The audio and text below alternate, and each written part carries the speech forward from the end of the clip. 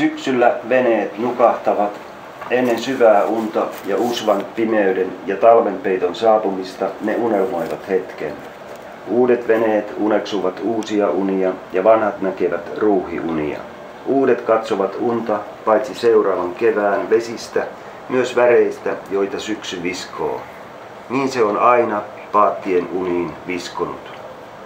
Ensimmäisinä syksyinä vaelsimme metsään käsi kädessä ja vähän myöhemmin muistirantaan ensikestävien jäiden aikoihin.